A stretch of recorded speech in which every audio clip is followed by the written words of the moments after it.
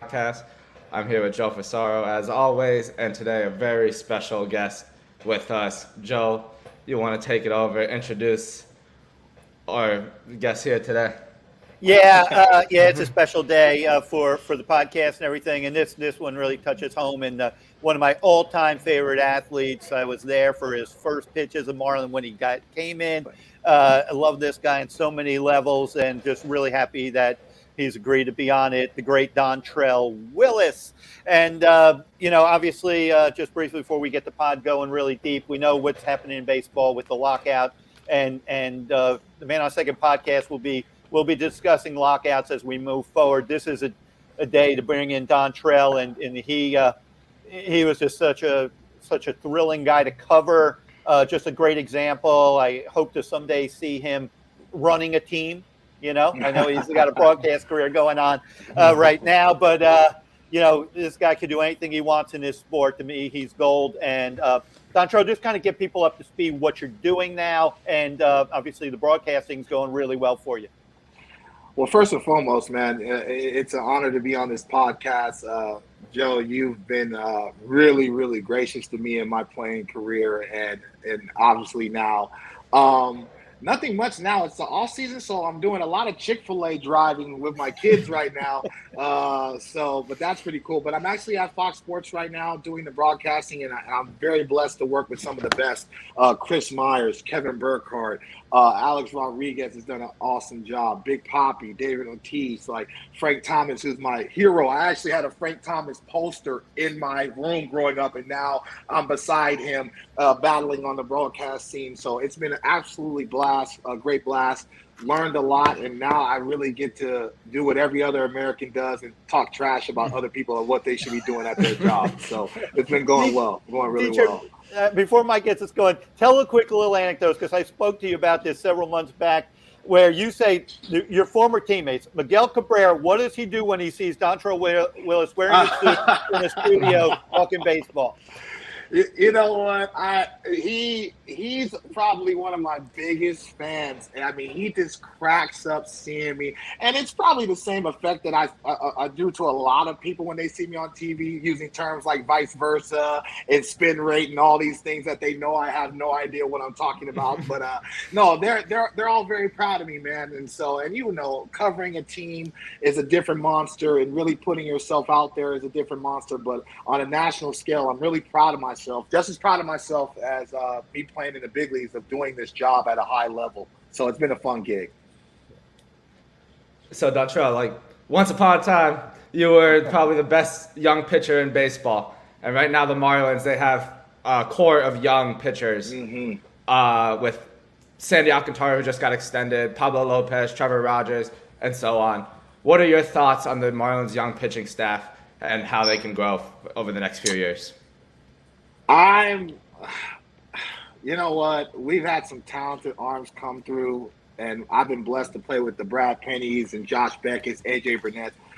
This group right now with Pablo and Sandy and Trevor, they might be, as far as raw talent, 1 to 5, they might be. I mean, even Sixto coming back from injury, they could be the best staff that the Marlins have ever had. And that's saying a lot. I mean, you're seeing the growth. They're strike throwers. They believe in their stuff. I mean, Sandy has a changeup that's harder than my fastball. I mean, it's obnoxious, the talent and the stuff that they possess. So they understand that this is going to be the key for their organization to have success, especially in a very, very daunting division. So you got to have strike throwers, and you got to have guys that go deep into the ball game. I think they have the core guys that can grow and play some talented baseball in the East.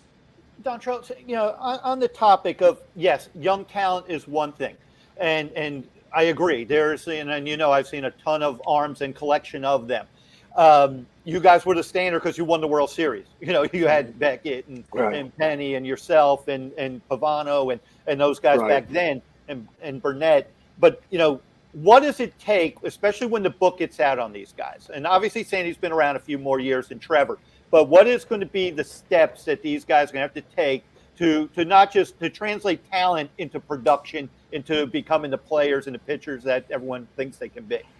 Well, I think they're all kind of at that threshold now where they really need to be students of the game. And what I mean by that is it's not just about following the glove or following pitch count, but you have to have an understanding of how your stuff reacts to the hitter. So once Sandy understood that he can throw his sinker in the middle of the plate and trust his action, that opens up the plate mightily for him. Same thing with Trevor. He understood that he had to get fastball strikeouts on the top of the zone as well as the bottom of the zone. Hitters can't cover both of that, throwing anywhere from 96 to 98 miles an hour. That's just too much to cover. So once they realize how their stuff plays to the hitter, you're going to see those guys gain more and more confidence. And you saw it from everyone, whether from Lopez's changeup. They started to understand in bits and pieces, okay, I can throw this even if I'm behind in the count, and I can trust that I can get a swing and miss and get myself even back into the count. That's when pitching gets fun and it gets not easier, but you're getting a real good rhythm. So I think all these guys are at that threshold to where they can learn that and really build off that. You obviously were a quick study and so much happened your rookie year. When did it kind of click with you right away? You know what? When I was getting into the dugout faster and faster, when I had the ability to throw the fastball inner half to right-handers, that opened up everything because then I can miss to the arm side. The hitter can't cover it. And I've heard this term, I throw the fastest 89 you've ever seen in your life. And I just understood how my stuff reacted to the hitter. So it's just, once I saw a lot of swing and misses and a lot of soft contact and also trusting my defense when we had gold all behind me, it makes the game fun. It makes the game fun. How many pitches or less can I get this guy out and get my team in a dugout? That's kind of when I started to really emerge from that. Yeah, and I wanted to ask you, not only just about the pitching, but we've seen the Marlins make some moves, and you were really part of the last good Marlins team, as sad as that is to say. You were part of the last good Marlins team. What do you feel about just the Marlins and their future going forward?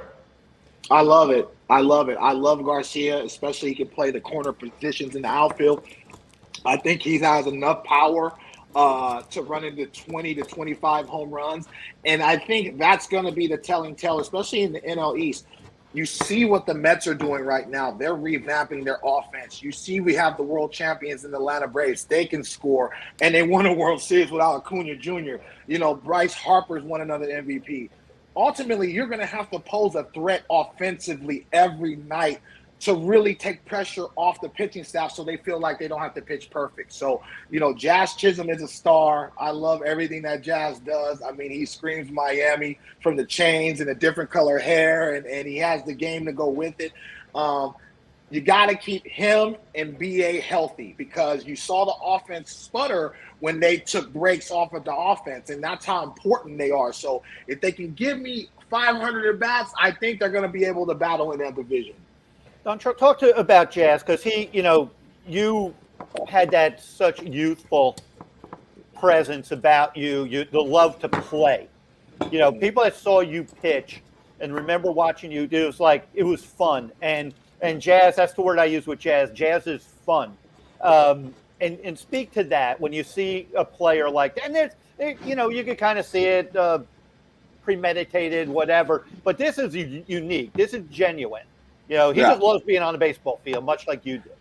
I haven't got a chance to meet him personally, but we talk all the time in social media. He just loves baseball. This is a kid that I was the same way. I was a field rat. You always saw me at the parks when I was young, with the Snapple in one hand, my basketball and my bat in the other.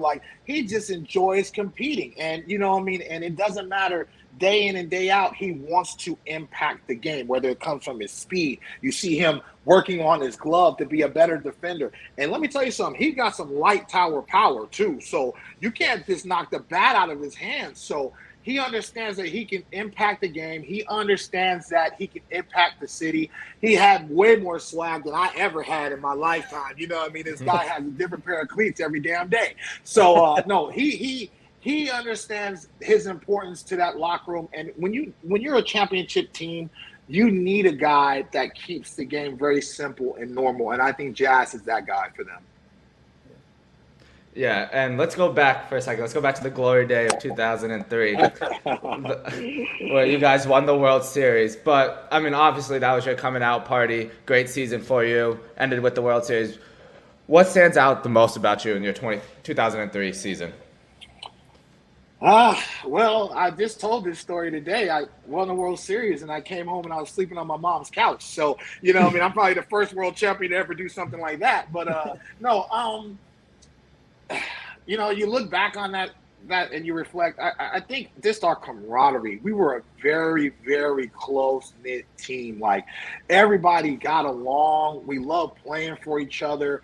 And I really appreciate, the guys saying, if I don't come up, we don't have a chance of winning. And what they mean by that is this my impact and my love for the game, and this being around all my big brothers and being so green and this, going out there and playing a backyard style baseball. And I think it was a jolt in our locker room. So there's no monetary value in the world for me for that type of compliment, especially coming from guys like Pudge Rodriguez and Jeff Conine and Derek Lee. I mean, these are guys that are all cornerstone captains once they leave the Marlins. So, we didn't really appreciate how good we were until everybody kind of left. So, I was blessed to be around all these guys that cared about me and loved me. And so I remember the night we clinched, we were there at the field all night long. Everybody was celebrating. And all of a sudden we have a game against the Mets, a day game. And everyone's like, oh my God, we got to sober up. We got to win this game for Dontrelle. And I'm sitting there like, oh, I'm halfway drunk. Like, just like, I'm trying to wipe the champagne out of my eyes and get focused on pitching against the Mets. And they're like, Train, we're going to score for you. You got to get us 5 innings right now. And it's like, dog, y'all must love me. You know what I mean? You love me to do that. That's a real teammate when you guys have someone like a young player like that's back like that. So it means the world to me that they all cared about me. Yeah, they wanted you to win Rookie of the Year, and that was a tight race, so you needed to find a win. Dontrelle, I'm going to bring up, and I did, you guys got to bear with me because it's going to be kind of fun. And I talked to Jack McKeon a couple of weeks back. Hey, I don't know if you realize, Jack's turned 91. I call Jack every year. 91 years young. And you know what he told me, Dontrelle? 91's too young to retire, so that's why he's still with the Nats and he's still going strong. But we mentioned you obviously whenever we just have general conversations, we always kind of go back to something about 03, and he talked about your usage and late in the year they were a little concerned when your inning count got up to at the big league level about 160. I forgot how many you threw in Double-A before you got the quick promo, but they were like, we're going to push this kid. We got to keep him going. Obviously, need you to help win where they wanted to go. But I'm going to take you back to May 14th, 2003 in San Diego at the Qualcomm Stadium. Your second big league start and your first major league win. And you take us through this because I remember and I know what Jack said he said to you, but you guys, you give up 2 runs in the first inning, Dontrelle. Then you give up a run in the third. You guys are down 3-0. You guys come back with 3 in the fourth, and then you put a 4th spot up to go up 7-3 in the top of the 5th. Your pitch count's up there. They got to get you through the 5th inning to qualify you for your first win. Shane Victorino leads off the 5th. You strike him out, but you walk Mark Loretta. Then you get, I think, a wild pitch in there, and the play seemed to go on you, and Jack comes out there. Looks like you're ready. Toby Borland's warming up in the bullpen, I believe. And Jack's got going there, and you're reaching to try to give him the ball like you think he's taking it. But no, Jack didn't come out there to get the ball. He came out there to give you a kind of a lively speech. I remember seeing from the press box him pointing at you and your head nodding, yes, sir, yes, sir. Yeah. He keeps you in the game. Rondell White lines out as center. You strike out Brian Buchanan. You get your 5 innings. The Marlins win 10-3. You get your first win. What was that conversation with Jack like, and what did it do to give you the confidence to complete that 5th inning for your first win? Now, goddamn it, son, get your shit together.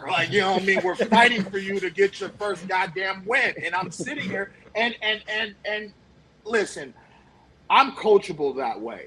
I'm coachable like that. I talk to my kids like that. Sometimes a little too aggressive, especially having all girls. But I'm a straight shooter. You know what I mean? So I received that very well, and I think he understood that he could push me that well. And so, and he was right. They were fighting for me. They were fighting for me to get my first major league win. And you know what? Listen, I couldn't help but run off that mound after that fifth inning because I wanted no part of the rest of that game because it was a struggle. It was a battle. But, nevertheless, I think it was the beginning of a really, really good relationship between me and Jack because he understood hard work. He knew who was working and who wasn't working. And I think he really just took a liking to me and he really wanted to push me and get the best out of me. And I really appreciated and respected that. But that was a conversation where I was like, when he was beelining out there, I was like, no. And because I probably left 50 tickets from my friends driving from Northern California down there. And I'm just like, oh my God, I'm just not well tonight. I don't have command. And he gave me a good swift kick, and it gave me a jolt, so it was appreciated. I mean, how much? I mean, and I love players of all eras, and I don't feel I'm that old of a man at 61, but I did take early retirement, so that's why I'm doing this. But I want to see this sport, and I love the young players. I love the energy, the talent. We had Tom Kohler on this pod a couple of weeks back, and we talked about pitching development for kids. And you're a prime example because you had that 160 and 2/3 your rookie year. You followed that up in 04 with 197. 05, you should have been the Cy Young winner. You had 236 in the third innings. Followed it up in 06 with 223 in the third. And 07, a down year for you. Your last year in Miami, 205 in the third. Sandy Alcantara just got 200 and change, and it's a huge accomplishment. But a lot of it is, to me, how pitchers are being raised. They're being raised on high velo. They're being raised to pitch to exhaustion. They don't have their kind of mindset is they go 4 innings, they had a good day. If you didn't go 7, you felt you didn't have a good day. And it's a collision course because whether it be defensively, offensively, hitters are swinging max effort. That's why you're seeing strikeouts at an all-time high. Pitchers are being taught to throw max effort everything and not have a feel of the baseball, so to speak. And that's why you're seeing sliders at 90 to 93 miles an hour. I mean, you know how tough it is to manipulate the ball? I mean, that's totally max effort. So, and also the bullpen game has really ignited that. So they don't mind having 4 or 5 guys come out of the bullpen a day. You know what I mean? So yeah. I never was a guy that, relished in that. I wanted to finish what I started. I figured that's how I was going to make my money, is going deep into ball games. And I felt like that's the type of weapon I was, especially the way the usage of the Marlins bullpen when I played. It was almost like an off day. And I took pride in being an off day so we can ultimately set up our bullpen for the rest of the series, if that makes sense. They don't play that game anymore. Now it's just pedal to the metal. And if you stay healthy, great. If not, we'll find somebody else. But it's also being taught in the minor leagues too. So you're not going to see this style of baseball go away. Like, everybody's swinging upward.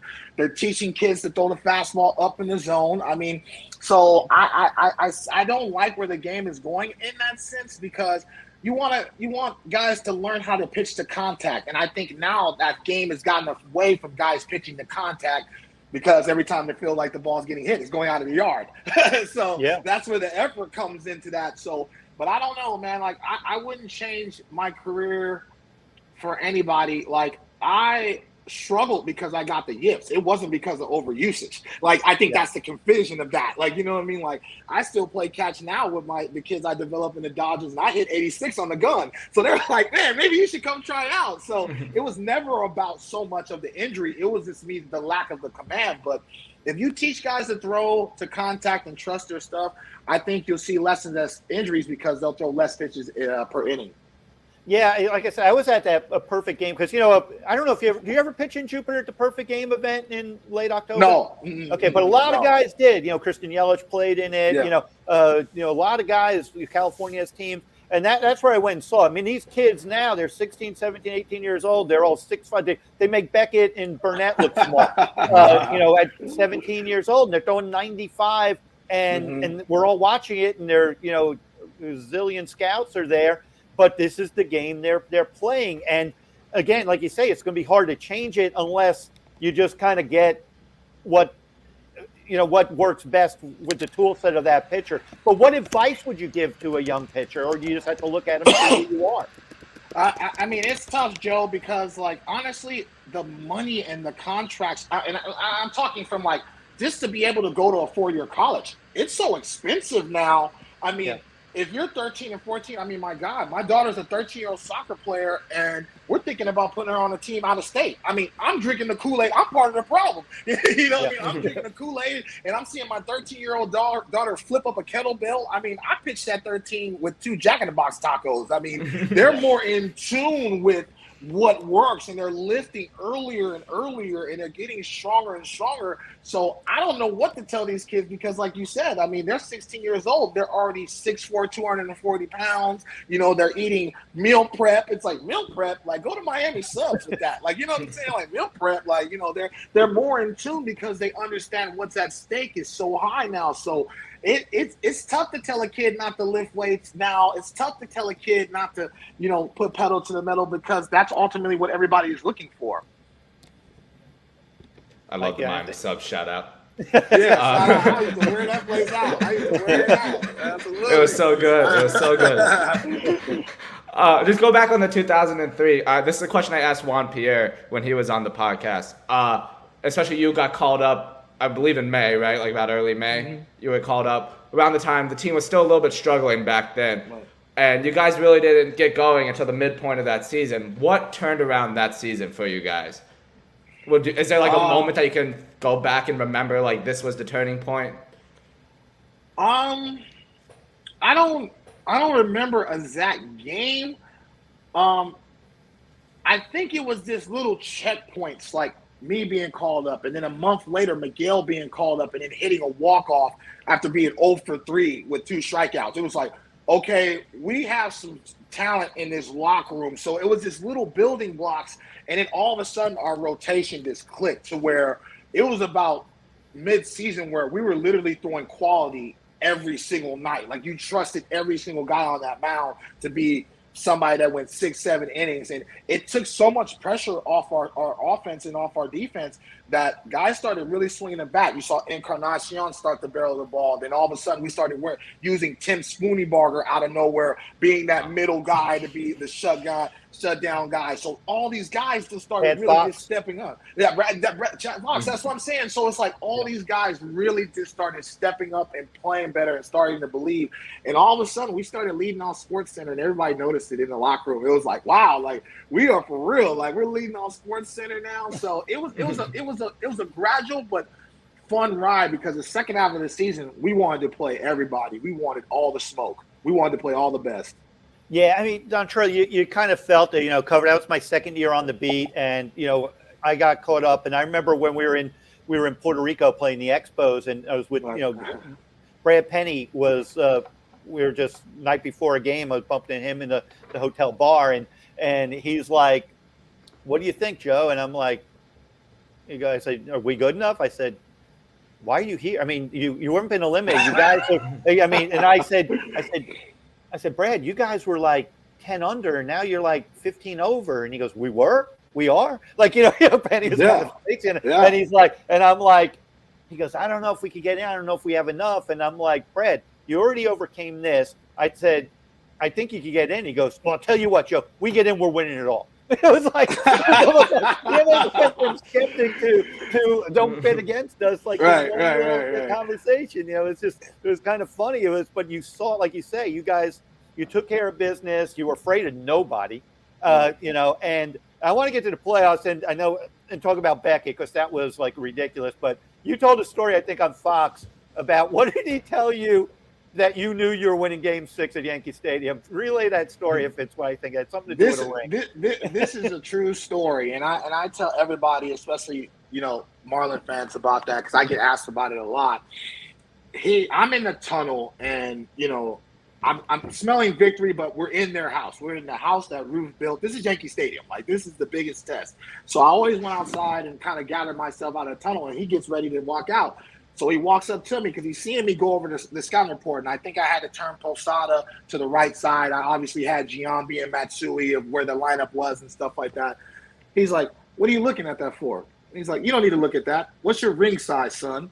And I was like, damn, like this dude's on a mission. Like this dude, and it was cool to see. You always heard about his talents. You always heard about his arm strength when I was in the minor leagues, but you finally saw his maturity and growth as a ball player, and he understood his impact. And it was almost superhero-esque watching him walk down that tunnel, getting the goal against Yankees. I was like, dude, I'm not coming in that game tonight. It's a wrap. I didn't tie my – Joe, this is a true story. I didn't tie my cleats up that whole game until I started warming up in the ninth. I had sunflower seeds all over. I was not focused to come in that game because I believe he was going to be the best player on that field that day, and he was. Isn't that amazing, though? And that's the beauty of our sport. And I know that there's an issue with trying to reward the younger players. I mean, your impact at age 21, Miguel Cabrera's impact at age 20, Josh was 23. Right. And to just carry himself. And I remember because he had the blisters that year. I think he had 3 IL stints that year. So he was a little fresher to make that run because he didn't have the innings for the totality of it. But Josh had told me when he was in Boston, I spoke to him after one of his playoff runs there. He was like, he goes, when you get to that the month where you just know you could basically air it out. Like he said, I can't pitch this way over 30 starts, but for 3 starts in a month, I could go all out. I could just let it rip. And I don't know if I've ever, I certainly hadn't covered anyone that did that better than Josh Beckett. I guess Bumgarner when he was doing it, those are the 2 just total, gunslingers coming out there and ending it, where you just knew the other team.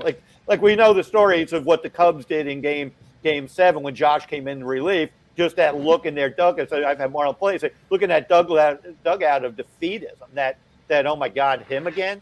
And I remember Chad Fox because I was doing, back then MLB.com when they had us pick a player and they would do a diary. And Chad Fox, I'd basically ghostwrite the Chad Fox diary. And this was after you guys beat the Cubs in Miami when Josh pitched his first, complete game shutout that made it 3-2. And I asked Chad, he goes, he's still walking around this clubhouse with a game face on. He looks like he wants to kill somebody. I have a story for that, too. Okay, this is a true story, and I might get in trouble by telling this story. Sammy Sosa is walking in the tunnel, sees Lenny Harris, and they obviously were teammates with the Cubs. Tells Sammy comes out of his mouth and tells Lenny, y'all ready to go home today? Lenny goes irate and jumps right into our locker room, goes straight to Josh and tells us we're going to go home today, right in front of Josh's face. Like, see, this is the locker room stuff that people don't know. This is a true story. So from that moment on, Josh was on some other stuff. So Josh was on some Terminator 2, Judgment Day, like, get out of my way, like, I'm going to show him, like, Texas. And it turned him. It truly turned him. Like, you saw Josh turn red, and he was this 97, 98, 97, 90. It was like, I was like, yeah, you didn't woke up the bear. You got it now. So it was fun to watch that turn. It was really fun. Yeah, just what that means, because you had that too. I mean, when you were on, you weren't necessarily the guy, but you were, as much fun as you had. You won those battles. And I remember it was a dumb question I asked you back in the day but you made it look easy. You would get first and second, no out, and then strike 3 guys out. And so I said, do you like that situation? It was a dumb question because no one likes this. And you said, no, I don't like that situation. I'd rather be 1, 2, 3. But there is the knack to get out of a mess, or there is that little, and that's what I always look at in pitchers as well. When I see, no matter who the pitcher is, I want to see, and Jack kind of put that in my ear too. When everything's going well, it's easy to evaluate a starter or a pitcher, right? Mm-hmm. But what do they do when they're pitching in trouble? How do they get out of their own mess? Those are the pitchers to me. Those are the ones, you might give up 3 or 4 runs, but you might become a lot better pitcher in the long run because you've learned to fight through something rather than hand the ball to the next guy to fight that fight for you. Joe, my whole life's that. Yeah. my whole life's that. Even my golf game is that. I miss the green and I chip up next to the hole. It's like, why don't I just hit the damn green? But it's like, what's the fun in that? Like, my whole life is that. Joe Girardi, who I love and I would run a wall for, he says, you know what? You are the best 2-0 count pitcher I've ever seen in the history of baseball. And it's like, why don't you just throw strikes in the beginning? I was like, what's the fun in that? Like, what's the fun? I'm a Willis, so we do things a little bit backwards. No, but to have that dog, you don't get to the highest level in baseball if you don't have that fight in you. And it's this, if you're able to bring it out but stay composed like Josh did, that's when you see some of the most, memorable outings, where you see like a DeGrom, where you see a Max Scherzer, when you see these guys when they're just lights out. And when you're on, the starting pitching position is a rare position in sports where it doesn't matter what the whole city does or says to you. You can snatch the life out of them if you're on. And that's why I always love being a starting pitcher. That's great. But, Dontrelle, let's talk about Miguel Cabrera real quick, because this season, he got his 3,000th hit. Must be a very special guy to you. He came up same year. You guys, unfortunately, got traded together. Yeah. So one of the worst days of my childhood. But what did it mean to you seeing Miguel Cabrera get his 3,000th hit this season, and talk about his career and his growth? I mean, I had a conversation with him about a month ago, and I told him I'm proud of the man he's become. I think we've all seen him, and I played with him in A-ball and AA. I'm not shocked that he's done what he's done. You know what I mean? Like, that was kind of in the bag. I mean, he was always the best player, obnoxiously. Everything came so easy to him. I mean, he played left field, third base, first base, shortstop, and still able to hit 400. It's almost like a cheat code. But, I'm proud to see him really mature into a leader and someone that's, huge part of this game, not only for the American side, but the Venezuelan side. I mean, so I'm just proud of him, man. And he still laughs and makes fun of me with my suits on and stuff like that, when he watches me. But, to see him do the numbers that he's done and the longevity, I mean, he's one of the best right-handed hitters of all time. I mean, you could put him up against Albert Pujols and Ted Williams. I mean, that caliber of hitter, you know what I mean? Like, he will go down as one of the greatest, and I've been honored to be able to ride his coattail for as long as I did. And just to correct, I meant closing in on 3,000, and he hit his 500. 500, yeah. 500 home run. I was telling Joe that I wanted to talk to you about this because, as we know, the lockout's happening, and one of the things that are going on is the potentially the universal DH. And I don't know, to me, in this generation, you're probably, if not the best, one of the best hitting pitchers ever. What do you think about the universal DH?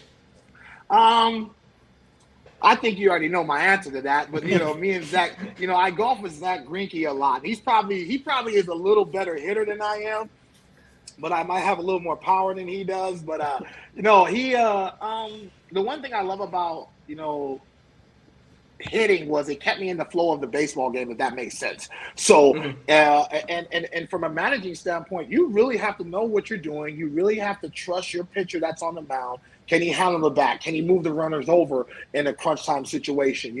That's all nuances of baseball that are kind of overlooked. And I think we kind of fell in love with the long ball and the 3-run home run. And, but it's funny, every time the postseason comes around, you need that Juan Pierre to bunt or steal that base, or you need the pitcher to be able to move the runner over. So I think those nuances of the game can never be overlooked. So I kind of cringe when I see a pitcher not be able to handle the bat. You know what I mean? It's like, come on, guys, just represent us a little bit better than that. But I always took pride in that because it always seemed like my number came up to lay down a bunt, move runners over, give a quality at bat. And, when I had Miguel, Dan Uggla, and Hanley Ramirez behind me, it was my job to turn over the lineup and give those guys 4 or 5 at bats instead of 3 or 4 at bats. And if I was able to do that, then more likely we'll win the game.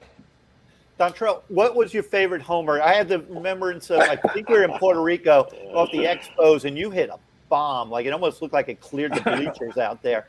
But what was your favorite home run? All of them.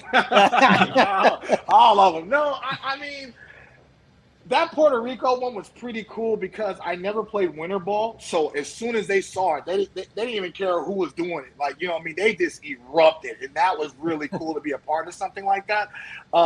But to hit the home runs in New York and feel the boos, I love it, because there would be a faint sound, and you would see like a pocket full of Marlins people cheering. Every time I did it, I would catch them and see those Marlins fans, and I would point to them and say, I'm doing it for South Florida, because I know the battle down there between New York and South Florida. But the home runs in New York were pretty cool. The Grand Slam, right? They had a Grand Slam in Shea Stadium, right? Oh, man. And God rest his soul, Jose Lima, who I love. Lima, he caught me in the tunnel after that, and I was so embarrassed. I didn't want to see him after that game. And he said, Negro, I think you got me released after that Grand Slam. I said, I don't want to do that to you, Lima time. I love you, Lima time. But God rest his soul, man. He was a great guy and a great teammate, and he's definitely missed. I saw him pitch Dontrelle in 2007. I missed the Super Bowl because I was covering the Caribbean Series. They sent me down to cover the Caribbean Series, and the Super Bowl was going on, and I'm watching like an 18-inning game between the Dominican Republic and Puerto Rico, and that was game one of a doubleheader. I got back to the hotel about 5 in the morning, and Jose Lima pitched like 9 innings of relief. Dude, he's a savant. I mean, between him and Bartolo Colon, we got to keep those guys, man, because they're just savants, and they love the game, and they love pitching. Hey, you said something just now about representing Miami and the team, and I raised this point in our podcast last week with Juan DeFranco, who I think we all love, is going to be a real rising star. And as part of my podcast, I'm doing a little bit more with the Rays, and because they're in Florida, I'm kind of promoting the whole state of Florida, not just my wheelhouse, which are the Marlins, of course. And I want to ask you about it, because I thought this was important, that for him to sign takes that every Sunday, the columnist in New York and Boston, because you lived it. You were a Met for Lastings Village for Dontrelle Willis. I mean, you were every Sunday for like 3 years. And now, what do you think that means for a player like a Franco, or what it would have meant to any young player to get locked up? Because when you're in a smaller market, that the bigger Miguel, Stanton went through it big time down here. Well, you know what it means is, and it's the same thing when I was extremely happy for Sandy when he got a deal like that. It means that you're going to be the catalyst and the focal point for our team and for our organization and for the area that you represent. We believe in you that much that you're going to be successful not only on the field but off the field as well. So I'm extremely happy when I see those type of moves, because back in my day, Jesus, I can't believe I'm saying that, but back when I played, it was almost like you were getting built up to go to a bigger market. It's like they're not going to keep him that long down there in Tampa if you're Evan Longoria, even though he was there for a long time. It's like in the end, they're not going to be able to pay him. He's going to have to go somewhere else, and then Miguel's going to have to go somewhere else. So you don't want to see that. You see that in the Oaklands, you see that in the Miamis up until this point, and it really takes away from the competitive edge, because these organizations are also very good about developing rising big league talent. So if you're able to compete and keep those talent, that's when you make a good big league club, as you can see in Tampa right now, which is the 6th they've had under Kevin Cash's helm. How much of a distraction was it for you? How'd you kind of handle rumors? Whenever we went to New York, you always had 20 media or more asking you when you were going to be a Met or a Yankee. It was all I knew. So it's like, it's just the Marlins way. It's all I know. It's like every time I strike out 10 people, I'm about to get traded. So it got to a point though, I was at a car wash, and are you with the team? And I was did you hear something already? Because it was just every day that you never knew if you were going to stay or you were going to go. But I'm happy in the direction of where the Marlins are going, as well as Tampa. Like, you need to keep these talented players, and in the end, I think they feel like they're going to get return in their investment. And I love Franco. I love his talent, and he's got his upside, and Sandy as well. I think they're going to be very good for a long time. Hey, Dontrelle, I see you got the Players Alliance shirt on, and I know they do a lot of good things. I had the privilege of covering Curtis Granderson, right at the end, and know what it means. Can you fill us in what's going on?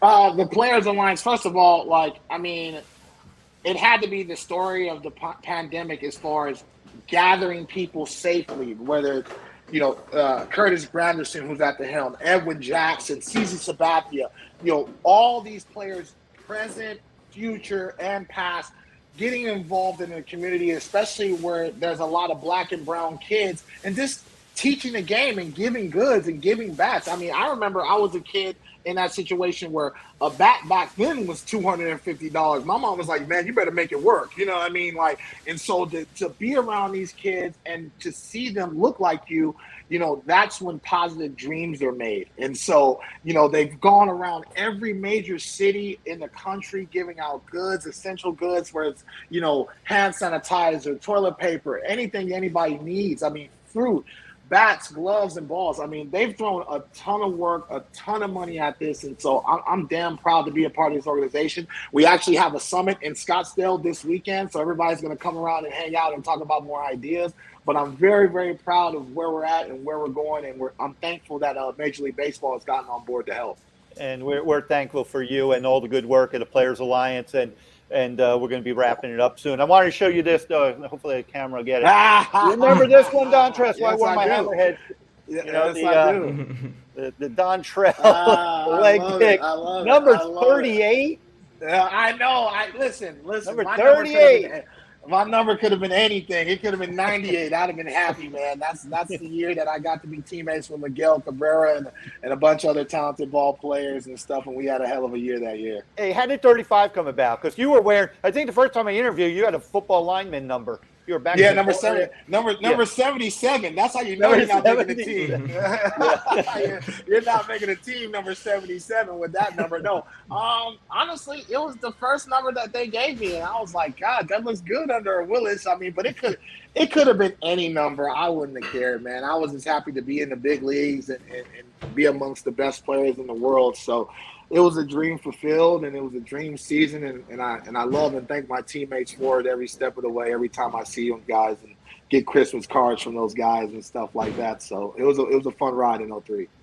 Oh man! So I played Little League around the time when you were with the Marlins, and you don't know how many pitchers try to do the high leg kick.